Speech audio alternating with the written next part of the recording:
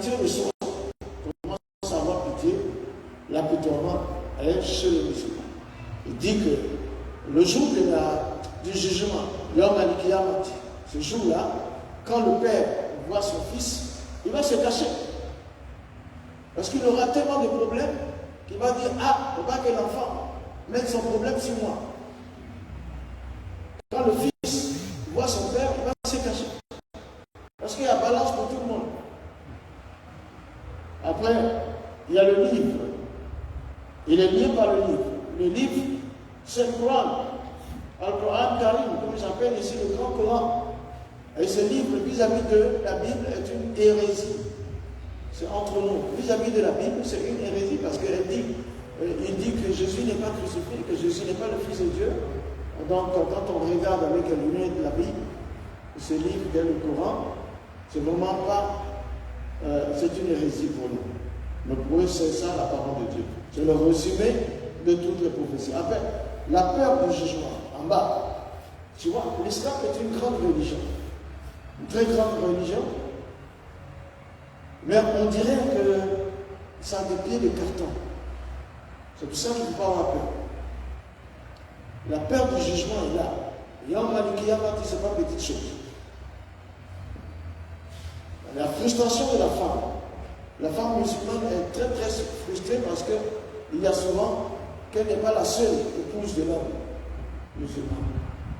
Donc aucune personne n'aimerait voir aucune femme n'aimerait voir ce qu'elle fait avec son mari aujourd'hui, qu'une autre femme le fasse avec demain. On ne peut pas avoir deux amours, il n'y a qu'un seul. Donc généralement, la femme musulmane est frustrée de ce côté-là. Mais vous, les sœurs en Christ, vous avez l'inverse de la chose.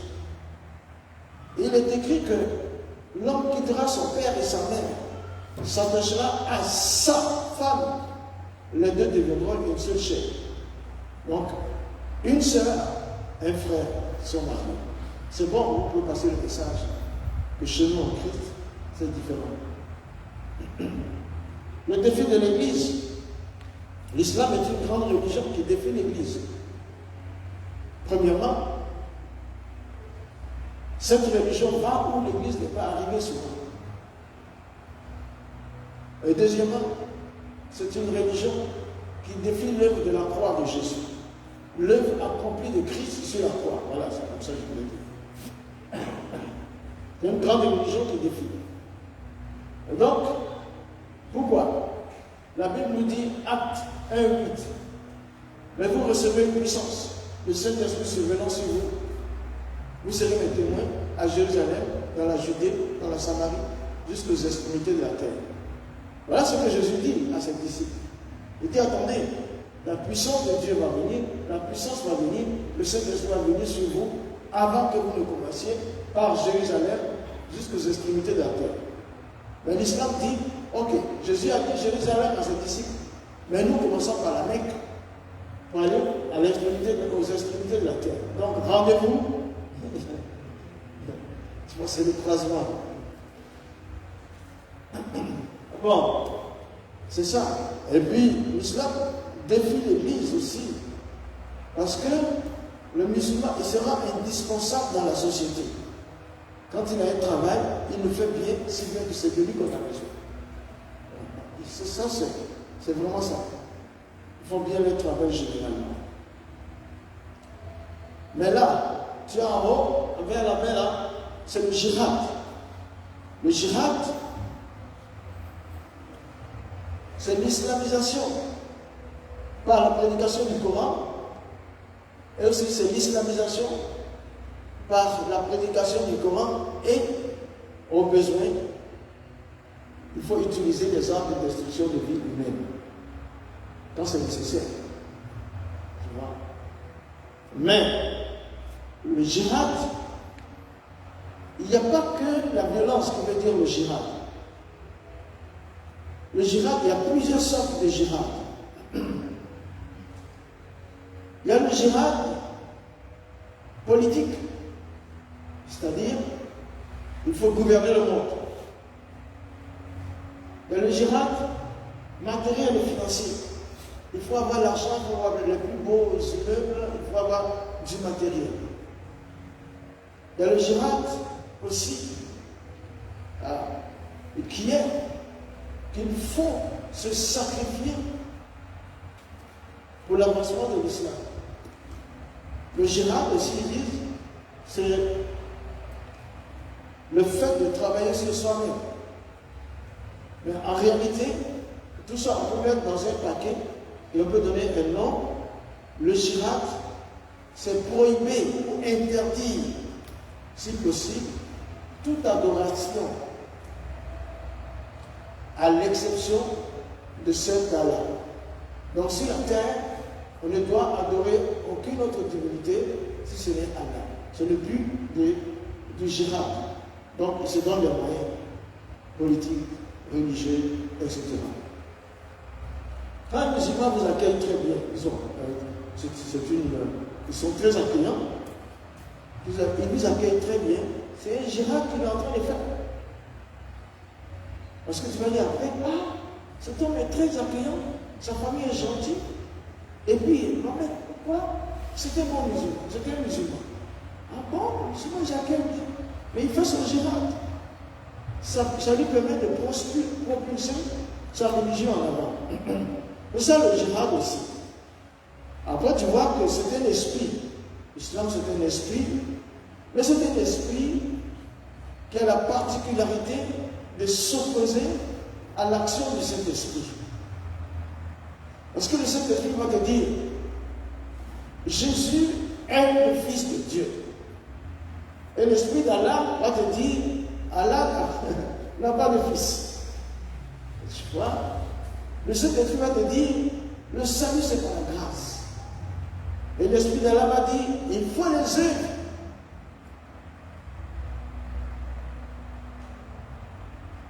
Donc c'est ainsi que deux personnes peuvent être ensemble, en couple, un monsieur et sa femme, si peut-être qu'ils étaient tous les deux musulmans, ou alors, et puis il y a un membre du couple qui se convertit à Christ, ils sont mariés, ils vont rester dans l'intimité, mais dans l'espace d'invisibilité, dans le monde spirituel, ils sont constamment en combat. C'est une bataille qui se fait.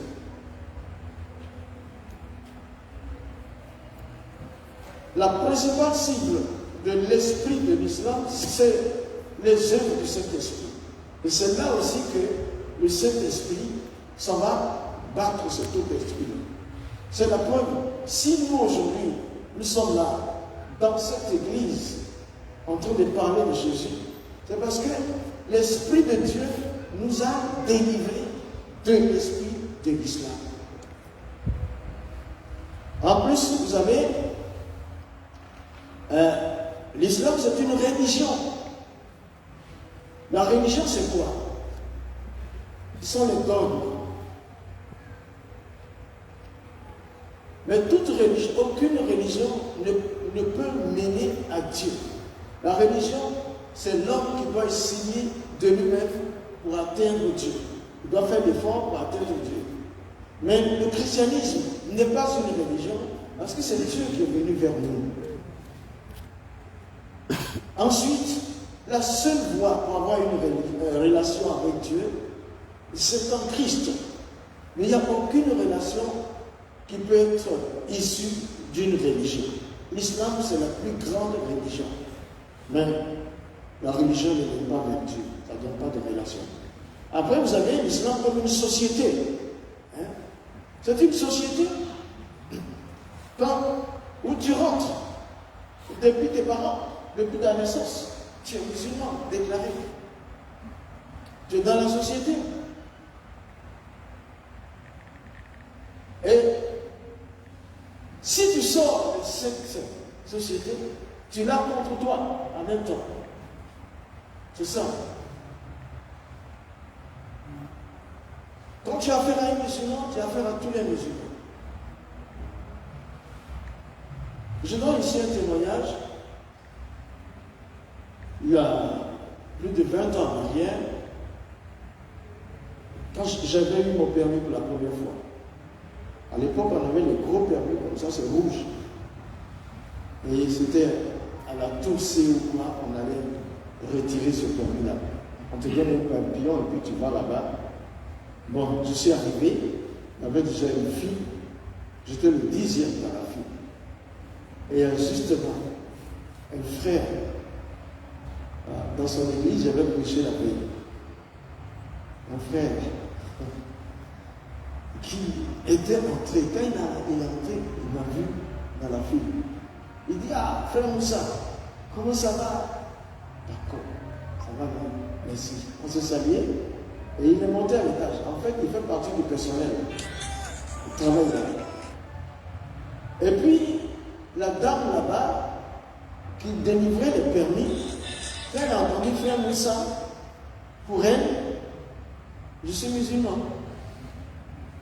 Donc, qu'est-ce qu'elle va faire?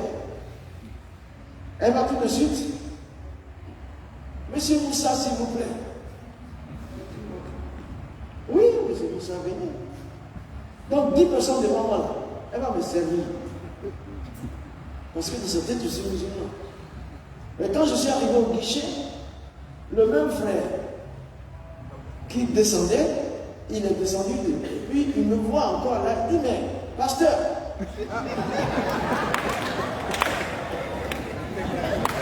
il dit, pasteur, vous êtes là encore?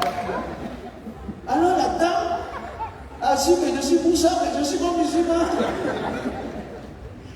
Donc, quand elle a su ça, mon permis de sa main, elle a mis sa main encore, puis elle a fermé le guichet. Parce que je ne suis pas dans sa société. Tu vois, on n'est plus de la même société. Mais le frère, lui, c'était un frère qui est tout joyeux. Il dit, mais, ma collègue, la Radia, qu'est-ce qu'elle a fait? Elle est sortie, c'est un claquant la porte que lui, il a su que quelque chose s'est passé. Donc il dit, mais parce que vous n'allez pas rester là comme ça, c'est lui maintenant qui prend mon permis, il me donne. Tu vois, pour elle, je suis musulman, donc on est dans la même société, peu importe 10 personnes devant moi, elle va me servir après. Mais quand elle sait que je ne suis plus musulman, elle me rejette.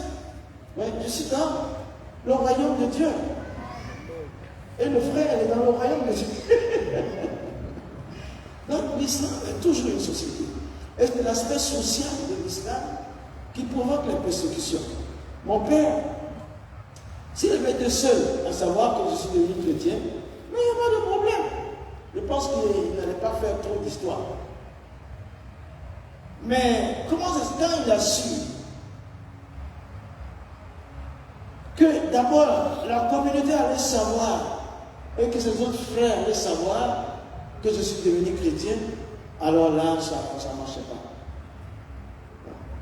C'est ça qui a fait que on considère qu'il est mort, on le rejette en bloc. Ça a duré 23 ans. Après, la culture. Je vous ai un peu parlé de la culture hier. Après la langue. L'islam, c'est aussi une langue. C'est la langue arabe. On doit tout faire en arabe. Il faut prier en arabe. Les 5 prières, tu ne dois pas les faire dans autre langue. Près de nous ici, là, en Guinée, il y a un imam là qui était. Il disait, non, il dit, mais quoi? Il faut que je prie en malinké. Est-ce que c'est obligé de prier en arabe? Il a commencé dans sa mosquée à faire prier les gens dans la langue malinké. On l'a mis en prison. On va voir ça, et moi je dis, mais si le Dieu de l'islam, si c'est le vrai Dieu, il doit comprendre toutes les langues. Oui. Mais si il veut qu'on le puisse seulement dans une langue, mais c'est que c'est un Dieu pour les Arabes. C'est pas pour les Sénéfaux. Je suis allé chercher quoi là-bas? Je ne devais pas être là-bas. C'est un Dieu qui veut qu'on prie en arabe, qui veut qu'on lui parle en arabe, il comprend que l'arabe, le jugement se fera en arabe. C'est un Dieu arabique, arabiquement parlant. C'est pour ça qu'on n'a pas le même Dieu, celui du Coran et celui de la Bible. Oh mon Dieu, il comprend toutes les langues. Après, son engagement. Tous les musulmans pratiquement sont engagés, même s'ils ne sont pas pratiquants. Quand Ramadan arrive, ils sont allés, ils vont à la mosquée. Même s'ils ne vont pas, mais si on a besoin de cotisation, ils peuvent même être musulmans de nom. Mais les musulmans, certains préfèrent que leurs enfants soient normalement musulmans, ils ne prient pas. Mais c'est lorsqu'ils apprennent que celui qui ne priait pas trop, qui ne pratique pas l'islam, là, qu'il est devenu chrétien, c'est là qu'il y a un problème. Le chantage est devenu. Il y a quelques années, l'engagement, c'est sérieux. Il y a quelques années, mes petits livrets comme ça, il y avait une version, il y a 15 ans, 20 ans en arrière, il y a un arabe qui est venu d'un pays de l'Algérie, il s'appelle Ahmed. Et il est passé par la route, par le Mali et tout ça, il est arrivé, il a demandé dans les églises, jusqu'à ce qu'on lui conduise dans notre église. Il avait l'ancienne version que j'ai fait des mises à jour de ce témoignage. Il m'a montré ça. Il dit voici, c'est arrivé là-bas en Algérie. En fait, il y avait un Français qui venait à l'église Jean Daniel, qui prenait ce livret-là et qui allait en Algérie distribuer à sa manière. C'était son ministère. Donc celui-là vient et dit mais j'ai eu ça et je suis heureux. Je veux suivre Christ. Mais chez moi là-bas, j'aurais plus de problèmes. Je veux vraiment être enfermé ici. Alors moi j'étais heureux, je suis content. On l'a logé, blanchi tout. Et puis après, voilà, j'ai dit bon, tu vas faire 2 mois avec moi, puis on va t'emmener dans une école missionnaire après. Donc pendant les 2 mois, qu'est-ce que je fais? Je lui parle du salut pendant 2 mois. Comment Jésus est mort pour nous sauver? Le sens du salut, je lui parle de ça. Et je lui ai expliqué un jour là, je ne sais pas ce qu'il m'a pris, j'ai pris le temps pour lui expliquer que moi, tu me vois ici, là, je suis pasteur, mais je n'ai toujours pas été comme ça. J'étais un homme bizarre avant. J'ai fait tellement de mauvaises choses, mais c'est Jésus qui m'a changé. Il m'écoutait, c'était comment j'étais avant, et comment Jésus m'a transformé. Et le jour là, le lendemain, c'était dimanche, après le culte, il dit, je vais vous voir pasteur, dans le bureau. Et il me dit, voilà, le jour, j'ai fait 2 mois, et 2 mois, tu me parles d'un homme qui est mort pour sauver les autres, les humains, et qu'il est ressuscité. Mais j'ai essayé de te parler, mais tu n'as même pas soupçonné. J'ai quitté l'Algérie à cause de toi. Si tu veux, tu appelles la police. Mais je suis venu pour te tuer. Je m'étais engagé depuis là-bas pour ça. À cause de ce que j'écrivais dans les livres. Je te dis la vérité. Et pourquoi je te dis ça?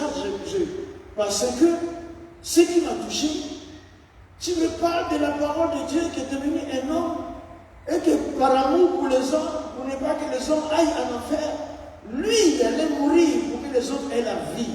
Et moi, je suis venu pour te donner la mort. Donc, je ne peux pas le faire. Je suis touché. Appelle la police si tu veux. Je dis non, ce n'est pas la police qui m'a sauvé. C'est Jésus qui m'a sauvé. Quand tu as eu Jésus, repars en Algérie avec ça. Tranquille. On l'a aidé, il fait partie. Mais regarde, c'était engagé, hein? Il vient, il quitte son pays, il vient dans un autre pays pour faire le mal à quelqu'un. L'islam, c'est un engagement. Mais nous, souvent à l'église, on s'engage à balayer et puis après on ne balaye pas. Moi, je suis fatigué, je dis ma dîme là, j'ai trouvé les dépenses. Bon. J'ai parlé de cette polygamie là, la dernière fois. C'est une multiplication des naissances. Donc voici, un musulman kafar, il va avoir plus d'enfants qu'un chrétien avec sa femme. D'accord? C'est très simple. Donc c'est comme ça, le musulman que vous voyez partout dans la rue, c'est comme ça il est en réalité. Il est comme ça. Donc je vous invite véritablement à avoir de la compassion. Et tout ce que j'ai cité là sont des liens. Voilà. Sont des liens. Si je disais, pour être, je ne sais pas, pourquoi l'évangile, c'est la bonne nouvelle. Pourquoi la bonne nouvelle leur arrive? Et souvent, ça met du temps. Tu as évangélisé quelqu'un depuis longtemps. Et il ne donne pas sa vie à Jésus. Ça fait des mois que tu as fait. Mais c'est parce qu'il a plusieurs liens sur lui. Pas parce que l'évangile que tu lui donnes là n'est pas ce qu'il lui faut. C'est ça qu'il lui faut. Parce qu'il a besoin de bonnes nouvelles. Et la seule bonne nouvelle, c'est l'évangile. C'est à partir de cette bonne nouvelle que les petites bonnes nouvelles, mon fils a eu le bac, etc. bien. C'est la bonne nouvelle que tu dois lui dire. Mais pourquoi depuis il n'accepte pas le Seigneur? Parce qu'il est lié par le girafe, par un esprit qui se pose, par la richesse, par la religion, par la société, par la culture, par la langue, par l'engagement, par la polygamie, par le défi de l'Église, par la frustration de la femme, par la peur du jugement, le livre, l'apitoiement, la colère. Et en plus, il est lié parce que maintenant on change de stratégie depuis 10 ans, il faut mémoriser la Bible et utiliser les versets hors contexte. Il est lié par ça.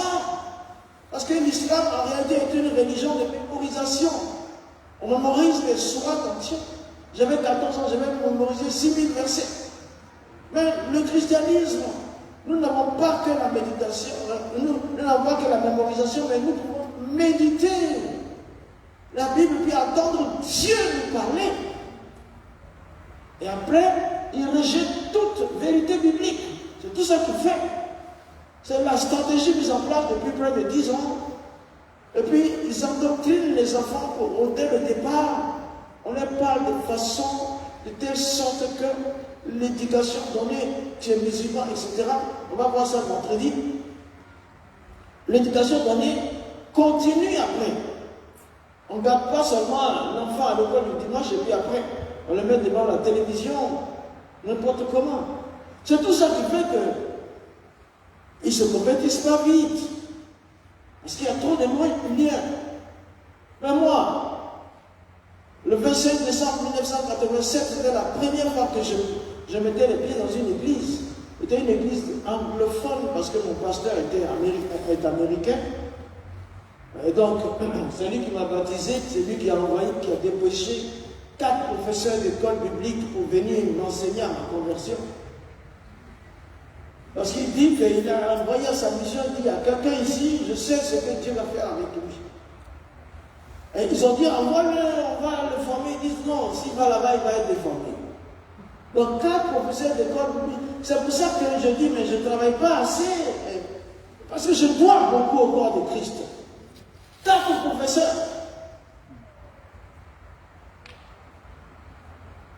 Donc quand je suis rentré pour la première fois dans une église, il y avait un monsieur qui était assis là.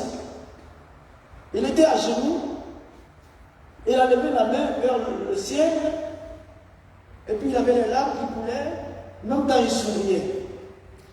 Il y a un sourire et des larmes. Je n'ai jamais vu ça. Mais il disait, il remerciait Dieu. C'était un culte anglophone. Il remerciait Dieu pour Moussa qui est venu dans une église. Moi j'entends mon nom. Je vois le gars, je ne le connais pas particulièrement. Pourquoi il remercie Dieu au nom de Moussa? Et puis pourquoi son visage, il sourit et puis les larmes coulent? C'est pas le buisson à main. C'est pas le buisson à main, mais ça là, c'était spécial. Donc j'étais intrigué, je le regardais.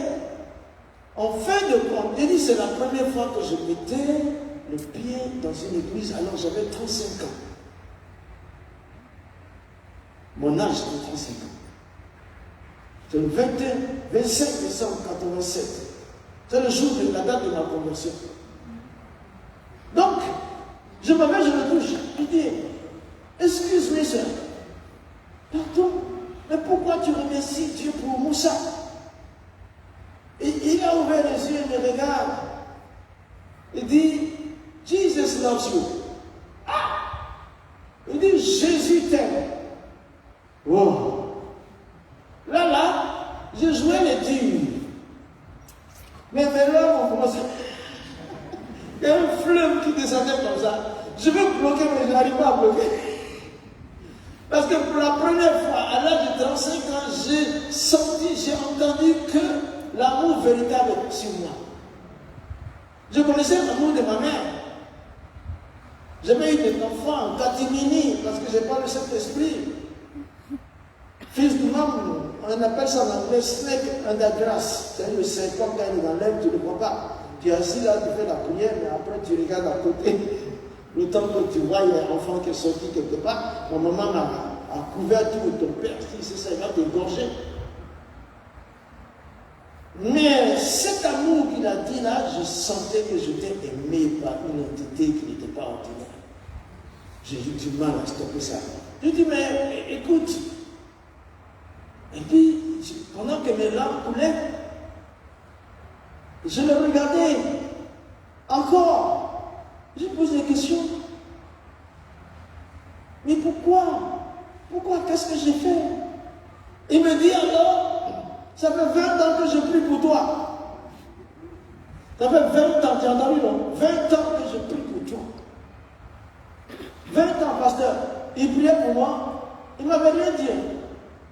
Alors c'est là que j'ai commencé à me remémorer. Je vois que cet homme est dans le quartier. Je l'ai souvent croisé dans la boutique. Mais il ne m'a jamais dit quelque chose, lui là. Il s'en va, il commence à prier pour le fils de l'imam. Plus tard, il m'a dit, Dieu m'avait dit que tu serais un de ses serviteurs. Mais toi, tu es déjà fatigué. Depuis un mois, tu passes l'évangile à un musulman et puis tu es fatigué. Il faut que le lien soit brisé. Celui qui peut le briser, c'est Jésus-Christ par le Saint-Esprit. Tu vois, non? Donc, quand tu vas sortir demain ou ce soir, tu vois n'importe quel type de musulman, regarde-le avec d'autres lunettes que tu le voyais avant d'entrer ici. Tu regardes comme s'il est en danger. Et que toi, tu dois faire une assistance. Il ne faut pas qu'on dise demain que tu n'as pas fait assistance en danger, à la personne en danger. Voilà. Ayez compassion pour le musulman. Ayez beaucoup d'amour pour lui. Ayez beaucoup de respect pour lui. Il n'est pas candidat pour l'enfer. Il ne veut pas aller dans le feu. Il veut aller au paradis. Mais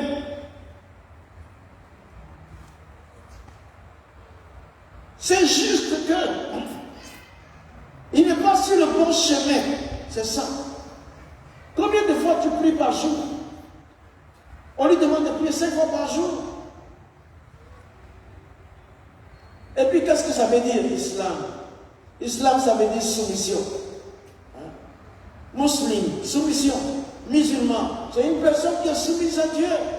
Je parle du vrai Dieu, je parle de l'étymologie du mot. Ce n'est pas religieusement parlant. Toute personne qui est soumise à Dieu pourrait se faire appeler musulman. C'est comme tu prends un frère ici, une sœur, né de nouveau, que toi-même tu regardes son caractère, son comportement dans l'église, il est plein d'amour, il est plein d'obéissance, il est plein de respect, il est entreprenant, il est soumis à Dieu, à sa parole. On pourrait l'appeler musulman, sauf que quand on dit musulman, on pense que c'est celui qui se tourne vers le soleil levant et qui fait la gymnastique 5 fois par jour. Dans le vrai sens, c'est pas ça.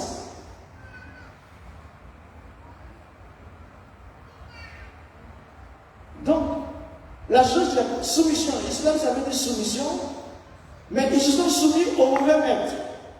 Le maître auquel ils se sont soumis n'est pas le vrai. Ils auraient dû se soumettre à Jésus-Christ pour être sauvés. Donc, prie beaucoup pour eux, distribue l'amour et partage l'évangile sans compromis. Ce que tu n'as pas vu, c'est ça. C'est son cœur que tu vas voir maintenant. Tristesse de son cœur. Parce qu'il est lié là-bas. Il n'est pas lié. La douleur interne, il a une douleur interne, ça brûle, il y a quelque chose qui brûle en lui. Il y a une déception. Tout ça par rapport au salut. Il y a un désespoir. Inch'Allah, si j'arrive, c'est ça. Si je suis au paradis, c'est ça. Sinon, c'est ça.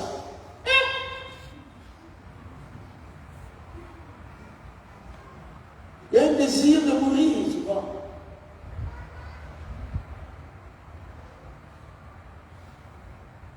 Il y a un découragement.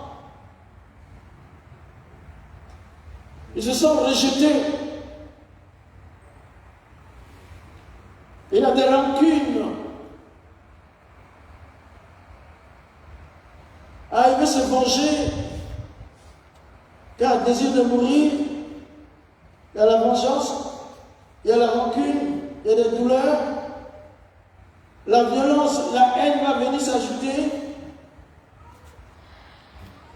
La violence va sévir. Il peut regretter, mais ça peut être trop tard. Avant que ce soit trop tard, Jésus a dit, et tu vois, les blessures restent sur son cœur.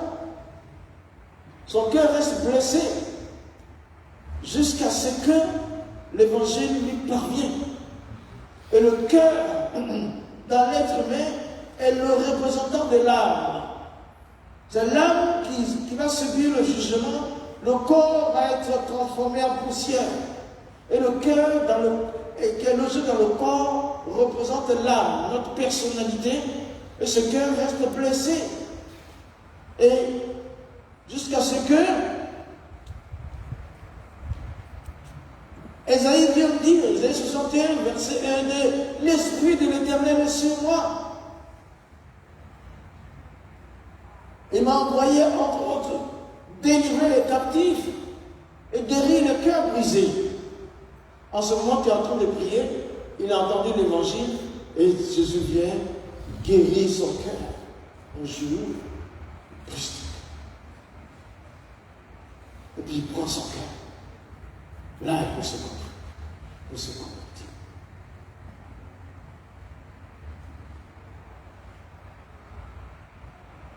Et toute cette précédente image et celle-ci, je n'ai pas appris ça dans une école biblique, mais c'est ma vie de musulman de 35 ans.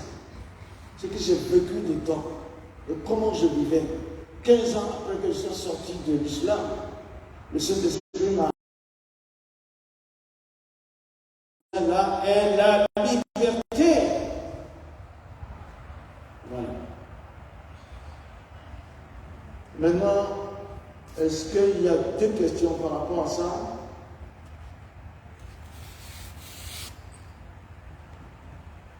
Les deux diapos sont passés. Olivier. Vous lui dites s'il y a des questions.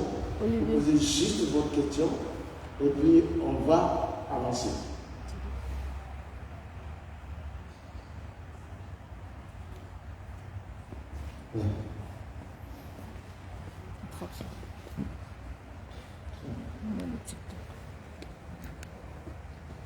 Ça va?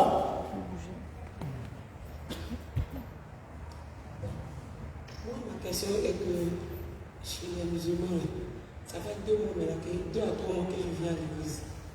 Il y a trop, qu'est-ce qui fait qu'on a trop de haine, trop de colère, tout ce que vous avez cité. Je ne sais pas, c'est dû à quoi. Ok. Et puis, la deuxième question, toujours je discute avec mes frères qui savent qu'ils commencent à aller à l'église. Ils disent que pour qu'à l'église, nous on dit que Jésus est Dieu. Je dis non, Jésus ne dit pas qu'il est Dieu. Parce que moi, quand je lis la Bible, Jésus dit son Père. Et bon, je n'arrive pas à trop me justifier, quoi. D'accord, merci. Pourquoi tu parles de pourquoi la haine et tout? Mais oui, c'est juste que c'est l'absence de cet esprit. Quand le Saint-Esprit n'est pas en toi, tu as raison dans tous les domaines. Tout ce que tu fais, c'est juste pour toi. Tu es fâché, tu peux casser le téléviseur, tu peux injurier les gens parce que ta conscience, qui est aussi un arbitre humain, devient assujettie à ta volonté et le Saint-Esprit n'est pas là pour tout contrôler.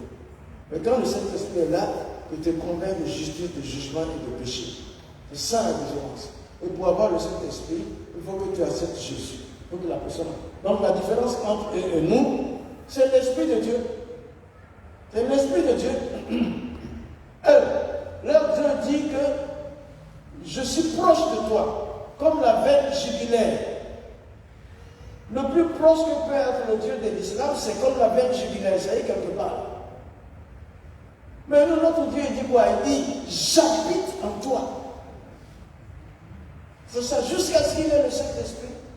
Il va lutter contre le mal. Il va lutter contre le mal, mais un jour il va tomber dedans. Mais nous, le Saint-Esprit nous nous aide à lutter contre le mal. Et puis, Jésus et Dieu, c'est tout, c'est tout, hein, c'est tout, c'est tout. Je ne sais pas, c'est la parade, c'est le gros problème entre l'islam et le christianisme. Mais ils sont d'accord pour dire, Issa Kalimatullah, ils disent que Jésus est parole de Dieu. En plus, ils disent, c'est 4e surat 171. Ils disent, Issa Kalimatullah, Al-Masir Issa ibn Maryam, le Messie Jésus, le fils de Marie. Issa Ruhullah, Jésus, parole de Dieu, et Jésus, esprit de Dieu. Il dit, le Kalima, il est la parole de Dieu, il est l'esprit de Dieu, il est Al-Masir. Et puis, 19e surat, verset 19, il dit, Goulaman Zakia. Goulaman Zakia, un enfant pur, sans péché. Il est né. Donc, il n'y a que Dieu qui n'a pas péché.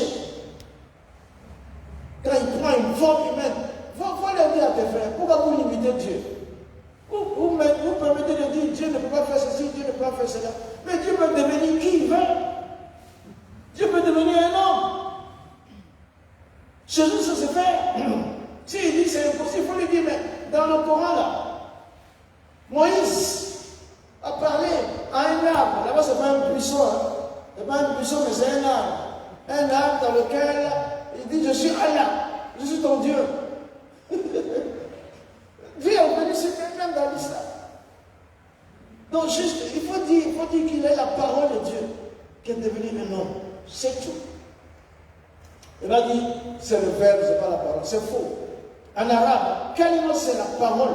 Kalimatullah, parole d'Allah. Terminé. Voilà les deux réponses pour toi.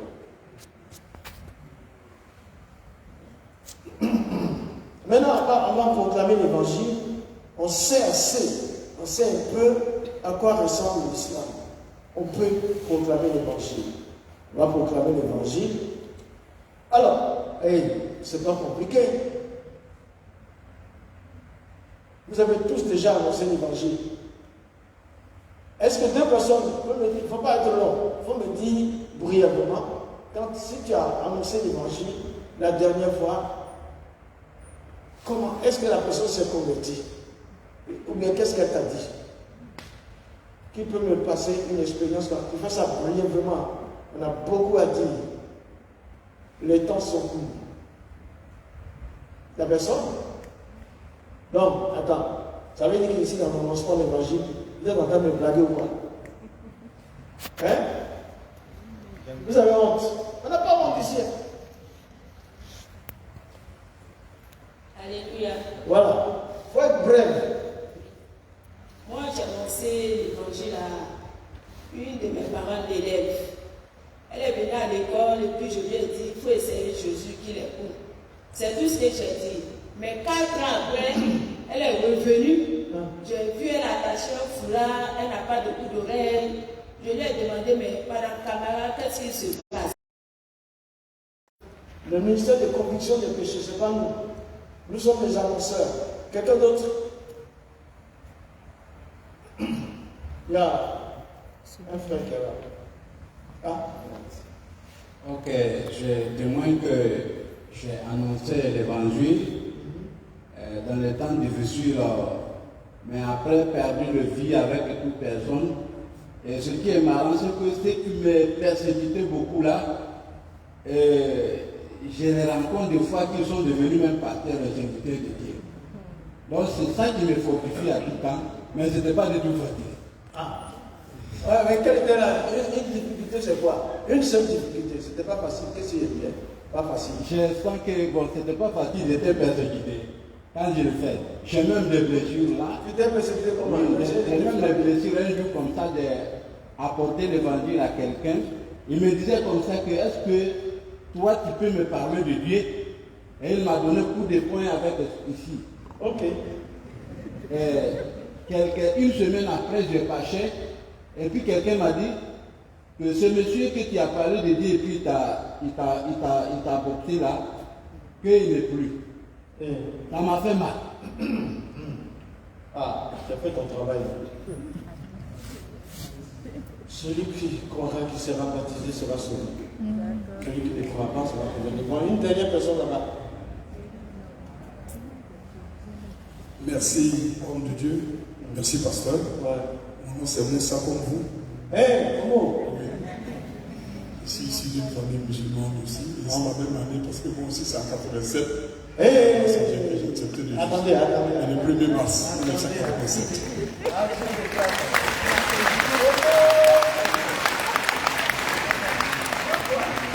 C'est mon jumeau même, deux fois. Bon, quand vous avez dit comment nous annonçons l'évangile, j'ai dit plus précisément pour nos parents musulmans. Et eux, pour les gagner par expérience, comme vous le saviez, comme nous étions tous des musulmans, vous avez dit quelque chose de capital, c'est l'amour qu'il faut manifester envers eux. En 87, quand je me convertissais en Jésus-Christ, ce n'est pas le miracle, ce n'est pas pour le mariage, ce n'est pas pour toute autre chose, mais c'est l'amour que j'ai vu dans l'Église qui m'a amené à la conversion. Donc, et quand l'amour m'a amené à la conversion, c'est ce que j'utilise pour évangéliser mes parents musulmans. Et cela a fait que je ne peux pas compter ceux qui se sont convertis après moi. Mais quand moi je suis converti, c'était difficile. J'ai été persécuté.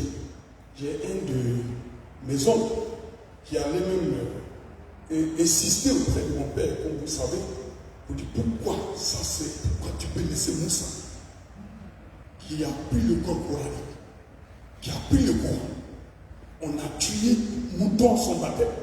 Ça, a tout à fait ça qui n'accepte pas. Subhanallah. Merci. Mais comme vous l'avez dit, après moi, mes cousins, certains de mes frères, de mes soeurs sont convertis. Il y a même des serviteurs de Dieu. Amen. Encore. Et comme brièvement, quand j'ai accepté Jésus, j'ai manifesté l'amour qui m'a mené à la conversion avec mes frères. Qu'est-ce que je fais? Quand ils sont en détresse, quand ils ont des soucis, des soucis quelconques, je suis avec eux. Je les aide. Et quand ma cousine devait se convertir, le même Dieu qui m'a persécuté, qui a insisté auprès de mon papa, il est l'âge, il allait avec. Donc le même Dieu m'a appelé. Je me souviens qu'il est venu nuitamment, vers 22h. Il dit, mon fils, ta cousine, qui est Ami Soé, a accepté Jésus. En ce moment, il était étudiant au Burkina. Mais à cause de toi, à cause de ton témoignage, je ne vais pas m'empêcher de suivre Jésus. Amen. Merci beaucoup. Ce que j'encourage nos frères et sœurs, souvent on ne sait pas comment gagner le monde. Et le pasteur a tout dit. Manifestons l'amour envers eux. Et ce serait vraiment facile de les gagner. Mais une fois qu'on ne manifeste pas l'amour, ce serait difficile. Donc, brièvement, c'est le témoignage. Et je te demande. Merci. Okay, merci beaucoup. On a ici deux points très forts. Le frère ici, lui, il a endossé des coups, il a pris des coups. Mais il est allé. Il n'a pas eu honte de sa foi. Et au mot, lui, c'est la manifestation de l'amour. Il y a ces deux choses-là qui sont là déjà. Deux choses indispensables. Il faut vouloir annoncer l'évangile. Il faut vouloir annoncer l'évangile. Il faut sentir le fardeau de l'annonce de l'évangile.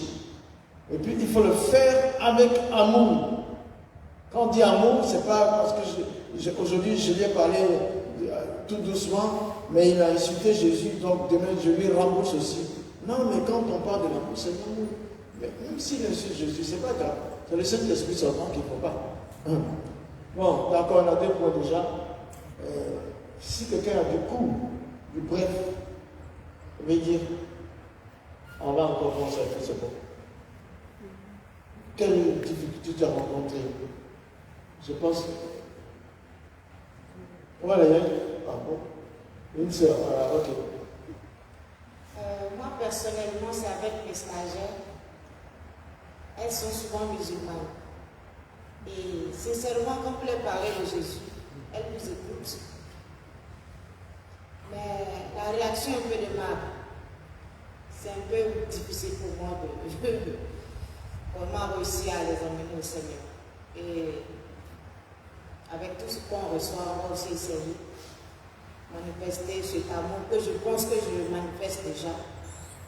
Maintenant, avec vos documents, si possible, si c'est possible de leur offrir votre témoignage, si cela peut changer quelque chose. Ok, merci ma soeur. Et qu'est-ce que, regardez ici, le problème est ici, c'est un fait de la société. Quand Moussa, c'est l'amour qui l'a conquis. Et on lui a dit même que, à cause de l'amour que tu as là, il y a une de ses soeurs qui s'est convertie, à cause de toi, je laisse. Mais pourquoi lui, on le tapait? Parce que c'est une société. Et l'aspect social et l'aspect religieux, ça fait deux choses. C'est toujours compliqué.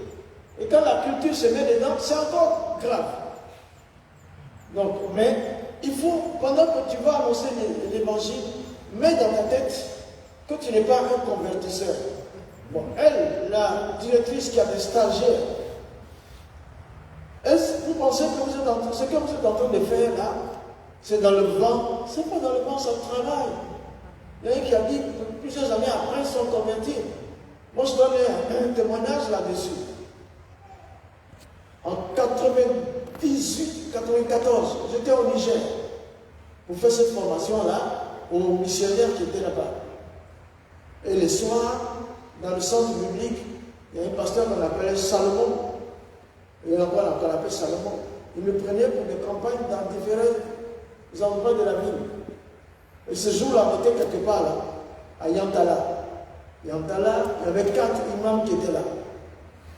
On traduit dans les différentes langues, Hausa, Jama, quelque chose comme ça. Mais quand je parle, ça traduit dans les langues. Je traduis, dans le message, il y a un peu le Coran, la version arabe, je cite. Et puis quand j'interprète, il y a un qui se lève. Un des imams se lève, il vient contre moi. Mais c'est comme si je ne le voyais pas, je le regarde venir. Mais quand il arrive là, il retourne s'asseoir. Ils ont fait ça 4 fois. Jusqu'à ce que j'ai fini. Quand j'ai fini, j'ai dit, bon, on me laissé finir. Je lance l'appel, je dis, qui va donner sa vie à Jésus? Ah, personne ne bouge. Mais il y avait une femme, une jeune femme voilée, qui est venue ce jour-là, elle a enlevé son voile devant tout le monde. Et puis aujourd'hui, là, c'est fini. La femme, elle a bravé les imams. C'est fini, je suis chrétien. Et quand elle a fait ça, le pasteur, il a regardé, il a vu que les gens ont commencé à s'agiter. La femme, ils l'ont sécurisé. Mais maintenant, il venait contre moi. Il dit, pasteur Moussa, il faut qu'on aille. Et là, la voiture était 540 à ce moment-là. Il dit, on monte dans la voiture. Il dit, avance. J'ai commencé à avancer.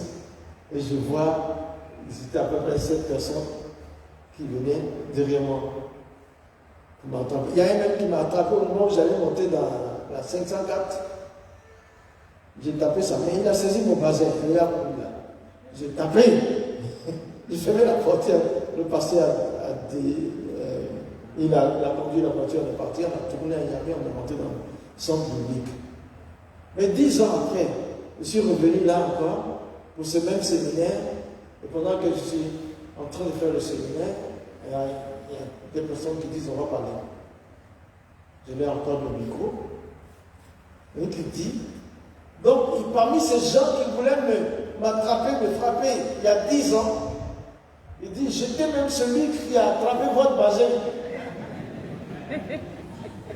Et 2 mois après, il s'était converti suite à ça. Et il est pasteur. Il est devenu pasteur. Il y a 7 parmi eux, parmi mes poursuivants qui sont après devenus des serviteurs de Dieu. Donc c'est ça les amis, c'est le Saint-Esprit qui fait. Mais voilà comment. il ne faut jamais commencer avec les choses comme on sait, fils de Dieu, tout ça, n'est-ce pas? On sait que non, il faut laisser l'affaire de fils de Dieu, il faut laisser la Trinité après. Il faut laisser tout ça. C'est toi-même, ton comportement, toi qui as le Saint-Esprit, Dieu compte sur toi pour véhiculer cette bonne nouvelle à l'oreille de celui qui ne le connaît pas. Donc, il ne faut pas lui poser un choc qui va faire qu'il ne va pas vouloir écouter. Donc, ta manière de t'habiller, bien couvert, pour les femmes, bien couvertes, même pour nous, nos manières, ce n'est pas les jeans déchirés, là, ou bien les pantalons sur fesses que les jeunes là. Il faut t'habiller décemment et parle-lui de façon avec beaucoup d'humilité et de respect, de considération. Et maintenant, il faut commencer, si possible, tu as l'occasion, si tu as l'occasion, il faut commencer par le péché. Il y a des terrains communs, il y a des choses qui sont acceptées dans l'islam et dans le christianisme aussi. Un des terrains communs, c'est Dieu est grand. Tout le monde dit Dieu est grand. Tout le monde dit c'est pas bon de tuer. Tout le monde dit la prostitution n'est pas bonne, etc. Il y a des choses comme ça. Tu utilises les terrains communs, tu dis vraiment. Et puis tu vas dire ainsi. Dieu est saint. Dieu est juste. Dieu, il est amour. Il est saint parce que le péché n'approche pas. Il est saint parce qu'il n'y a pas de péché en lui. Il est juste parce qu'il ne considère pas le coupable pour une essence, vice-versa. Mais il a amour, il peut pardonner tous les péchés. Mais nous sommes pécheurs, nous mentons, nous volons, nous trichons. Il faut dépeindre le désir de la chair, devant lui. Il va se reconnaître dedans, même s'il ne dit pas. Il dit, mais avec ça là, est-ce qu'on peut arriver chez Dieu au paradis avec tous nos péchés là? Des fois, il va dire, ah, ça. Il y a d'autres, souvent, ils disent, ah, ça, Dieu n'a pas pitié de nous, on ne peut pas aller. Si voilà. Donc, en ce moment-là, mais et si nos péchés sont enlevés, est-ce qu'on peut arriver chez Dieu si les péchés sont enlevés? Mais oui! Qu'est-ce qui peut nous amener en enfer? Ce sont les péchés. Et si nos péchés sont enlevés, est-ce que nous pouvons atteindre Dieu? Mais oui, c'est sûr. Alors, qu'est-ce que tu vas faire? C'est en ce moment-là que tu vas annoncer. Il y a un seul spécialiste dans le domaine. C'est Jésus. Là, tu es biblique. Tu as tissé amitié, camaraderie avec lui jusqu'à là. Tu rentres dans la Bible, tu dis comment Jésus est mort crucifié. Ce que la Bible dit là, parce que c'est de là que ça va venir. Il ne faut même pas aller dans le Coran. Mais le Coran ne convertit pas. C'est le Saint-Esprit qui convertit. Quand tu vas proclamer l'évangile, ne va pas dire le Coran dit c'est ceci, c'est là. Non, ça c'est après. Ça c'est l'apologétique. Mais l'évangile, la bonne nouvelle telle que Dieu nous a écrit, la donnons là comme ça. Et puis, tu lui donnes courtement, il ne faut pas faire.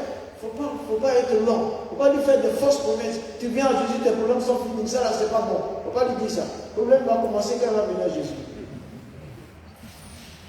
Et puis maintenant, tu proclames ça. Et puis tu attends. Soit il dit, ah bon, ta camaraderie avec moi, c'était pour me dire de devenir chrétien. Tu vois, il y a deux chocs. Le premier choc, c'est toi qui ne dois pas le poser par ton comportement et parce que tu dis. Le deuxième choc est dans l'évangile. L'évangile donne un choc. Ça nous boxe fort même. Tu es pécheur. Tu as été conçu dans le péché. Tous sont péchés, ils sont privés de la gloire de Dieu. C'est pour nous. Il y a un choc dedans, même si ton casier judiciaire est vierge. Quand tu as fini d'annoncer l'évangile, il y a un choc que l'évangile va lui provoquer. Des fois, il va réagir par la colère. Des fois aussi, il va dire, mais la Bible est falsifiée. Des fois, il va dire, Jésus n'est pas Dieu. Pourquoi vous dites qu'il est fils de Dieu? Des fois, il va dire, celui qui ne veut pas son front à terre ne veut pas être sauvé. Vous n'avez pas la vraie parole. Il m'a dit beaucoup de choses. C'est ça qu'on a vu, la liste qu'on a vue. Il va dire ça. Maintenant, tu te prépares. Tu pries pour lui toujours et tu fais la bonne action. Tu restes à lui. S'il veut, il va dire notre amitié est finie. Mais il faut laisser finir. Ça vaut mieux que tu lui annonces l'évangile, que ça finisse, que tu ne lui annonces pas l'évangile. Et puis si c'est, tu as prié pour lui, tu continues de faire de bonnes actions. Un jour, vous aurez le temps de vous trouver, tu organises ça pour que vous puissiez parler ensemble. Voilà, c'est le quête là, ce qui me désapprouve dans le christianisme. Il va mentionner ça, et vous allez prendre un à un pour travailler dessus. Et c'est ça qu'on va faire. Mais donc, voici un peu comment annoncer l'évangile brièvement. Mais surtout, il faut la maîtrise de soi. Parce qu'il va te dire que Jésus n'est pas Dieu. Il va te dire que la Bible est fausse. Il y a des chrétiens qui agissent négativement quand ils entendent ça. Mais la Bible, on ne la défend pas. Elle se défend d'elle-même. Il n'y a personne qui peut défendre la Bible. Donc, il faut avoir une maîtrise de soi. Il faut te maîtriser. Il ne faut pas être colérique. Il faut apprécier. Moi, j'ai jeté la Bible de mon commandant en mer. Mon capitaine de bateau, il y a 200 personnes à bord, il est venu me voir, j'ai jeté en mer. Ça dit, moi j'étais content, mais lui, il était à sourire. Et de toute ma vie, ça m'a marqué. Il souriait. Et il m'a aimé. Il avait l'âge de mon père.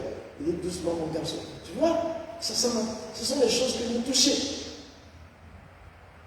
Un témoignage, et puis je vais laisser un temps à Fatou, ma nièce là, elle va donner 20 minutes de témoignage. Et puis on va voir après qu'est-ce que je pourrais rajouter dans mon seul évangile. J'étais au Tchad, j'enseignais, mais ça là, ce que je vous enseigne là, il y a plus de 30 ans que j'enseigne ça, c'est ma vie. Je suis pasteur, mais c'est ça là qui est ma vision. L'école biblique Esdras, il fait la formation, et puis je pars à chose. À Abidjan, l'avion qui me prend, c'est l'avion de la Libye à 22h.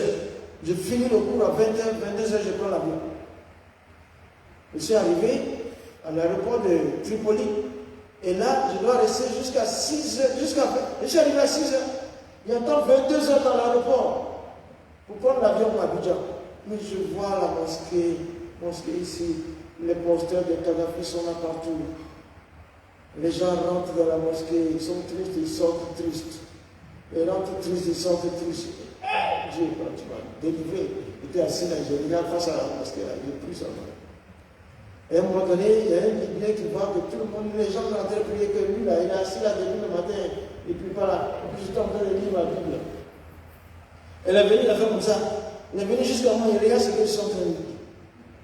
Et il a vu que c'est une Bible. Et de là, il arrive là, on m'a déraché. Et le Saint-Esprit m'a dit, tu vois, il a peur de toi. Il a peur. Tu vois, tu parles à des moments importants. Quand tu es au milieu du danger, il t'encourage. Il dit, c'est lui qui a peur. Je me suis levé, je vais acheter du café à l'intérieur de l'aéroport. Je vais me mettre dans mon sac. J'ai vu une enveloppe. Il y avait 100 000 francs. CFA, à l'effigie de l'Afrique centrale. C'est un monsieur, pendant que j'enseignais, il a mis l'argent, il a mis une enveloppe dans mon sac. Et donc, je suis allé demander aux voyageurs. Le premier à qui je demande, si tu vas en Afrique centrale, tu peux échanger les billets avec moi. Moi, je vais en Afrique de l'Ouest. Le premier à qui je demande, il dit, mais regarde, toi, comment tu t'appelles? Je dis, ouais. Moi, je vais changer mon argent, tu demandes dans mon cœur. Comment tu t'appelles? Je dis, Moussa. Et quand il a donné Moussa, souris. Voilà un musulman. Il dit, Moussa, est-ce que tu as été à la Mecque déjà? Il dit, non, sœur, je n'ai pas été. Il dit, Moussa, si tu veux, je peux te payer le voyage à la Mecque. Donne-moi ton compte bancaire. Je vais te mettre de l'argent dessus. Tu vas aller à la Mecque. Je dis, non, je peux. Il a parlé au moins 5 fois, comme ça, tout joyeux. Il ne laisse pas répondre. Quand il est descendu là, voilà. Je lui ai dit, je ne peux plus aller à la Mecque. Il dit, pourquoi? Il ne faut pas dire ça. J'ai dit, c'est mon père qui était imam. Mon grand-père était imam. J'ai 12 maisons qui étaient des imams. Moi-même, je l'ai été parce que j'étais l'assistant de mon père, qui était missionnaire de l'islam. J'étais imam avec mon père. Mais ça fait quelques années que je suis chrétien. Là, Et il est devenu rouge. Et le rouge là devenait bleu. C'était l'arabe blanc. Il commence à crier. Il me dit, Moussa, qu'est-ce que tu as fait? C'est de la malédiction. Et crie. Et dans l'aéroport là, j'étais tranquille. Il dit, la Bible est fausse. Je corrige doucement. Il dit, le Coran a dit, je dis, non, il faut continuer. Voilà ce qu'il dit, voici ce que la Bible dit. 45 minutes, j'étais juste en train de corriger ce qu'il dit, doucement. Lui, il criait, moi, je parlais doucement. Et puis, c'est derrière moi, j'ai entendu une voix. Et il a dit en anglais, si seulement cet homme avait dit quelque chose de mal contre le prophète ou bien le Coran, on aurait pu faire tout ce que nous voulons de lui. Il a aussi retourné là, avec 40 soldats libyens qui avaient suivi notre conversation depuis 3 quarts d'heure. Donc, conférence en direct à l'aéroport de Kadhafi. Après, le chef a dit, sœur, il dit, monsieur, all what you say is in the Bible. Tout ce que tu dis, tout ce que tu as dit là, est-ce que c'est dans la Bible? Je dis oui, yes sir. Je lui dis, la Bible c'est la parole de Dieu. Il dit, the word of God, la parole de Dieu. Et puis ils se sont regardés, ils sont partis. Si je n'avais pas maîtrise de soi, la manière dont il s'est énervé là, s'il était énervé comme ça, c'est que vous allez entendre que Moussa, il a volé quelque part dans la vie. C'est faux. Il dit, on aurait pu faire tout ce qu'on voulait. Il faut poser, il faut respecter, même s'il insulte au Dieu. Tu as compris, monsieur. Ok, mes amis, je vais laisser. Fatou, c'est ma nièce. Ma nièce. Fatou, je t'accorde 20 minutes. La dernière fois, tu as donné ton témoignage en 15 minutes. Direct.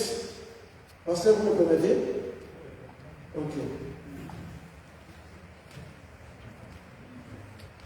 Colonel commence 10 secondes.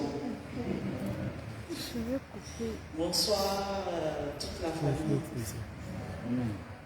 Je remercie toute l'Église qui me permet de m'exprimer ce soir. Et je remercie le papa de l'Église d'ici. Et je remercie particulièrement mon père à moi qui m'a emmené ici ce soir et qui me permet de témoigner à la gloire de Jésus-Christ et Nazareth. Amen. Comme mon père l'a dit, nous on est musulmans, on était musulmans. Et on est né, on a vu, on a grandi dedans.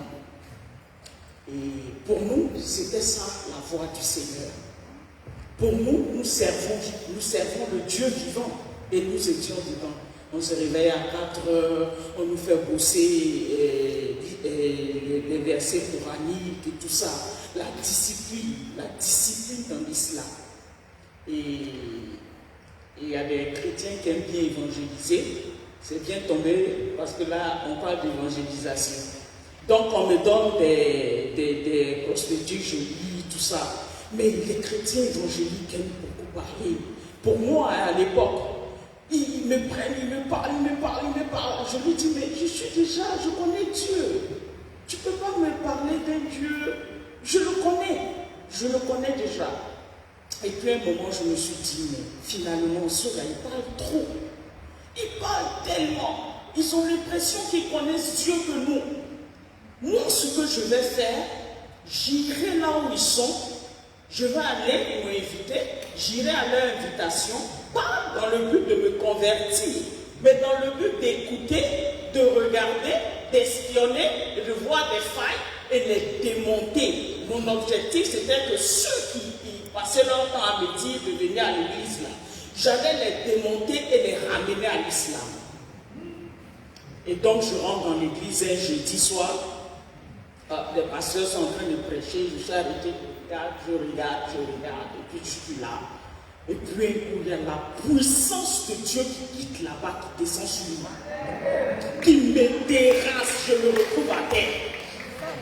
Je dis, mais ça c'est quoi ça? Parce que je connais la puissance de maraboutage, je connais les autres trucs, mais cette puissance-là, je ne l'ai jamais vue. Donc, je me relève. Et tout de suite, comme papa l'a signifié, avec toutes ces choses que vous voyez là, ça ouvre les portes aux démons dans la vie des musulmans. Donc du coup, la colère, l'esprit guerrier, tout le reste, les démons commencent à se manifester. J'ai voulu frapper le pasteur qui prêchait d'abord, et puis ainsi de suite. Donc, les pasteurs assistants m'ont soulevé, ils m'ont amené, monsieur, enfin, il paraît que je me battais là-bas. Ils ont prié sur moi jusqu'à X heures, plus de minuit, 1 heure, 2 heures du matin. Donc les démons, en partant, m'ont menacé de me tuer, de me faire du mal et tout ça et tout ça. Donc quand on finit, on me dit ça. J'ai dit, hey, ah bon, c'est ce qui s'est passé. Bon, j'arrive, j'ai vu qu'ils chantaient. Je ne sais pas chanter, je ne connais même pas leur chanson. Donc je rentre chez moi, je commence à chanter, j'écris des chansons. Oh, Jésus, tu es Dieu, oh, je ne veux pas dormir parce que je veux que les démons viennent me frapper. Et Dieu merci, c'était un jeudi. De vendredi, il y avait veillé à l'église. Je suis venu à l'église le vendredi, j'ai ramassé tous les petits cassières que j'avais là. J'ai mis dans un sac, je suis venu, j'ai jeté là-bas, j'ai plié dessus. Je suis allé dans l'église. Et à ma grande surprise, ceux-mêmes qui m'ont invité étaient dans l'église, n'ont jamais parlé en langue, ils ont fait un an et tout ça. Et ce soir, ils ont prêché l'évangile, j'étais à fond, parce que vraiment j'étais à fond, de zéro, je suis à la 1000 en même temps, hein. Mon adoration c'est sans limite. Et Dieu n'a pas fait aussi du style, il m'attrapait doucement, non, Dieu connaissait mon caractère, en même temps il a pris. Donc j'arrive là-bas le vendredi, vers la fin on dit qu'on va prier pour que les frères et les sœurs qui veulent parler en langue, parlent en langue. À la grande surprise de toute l'église, je me mets à parler en langue. Le Seigneur me baptise du parler en langue.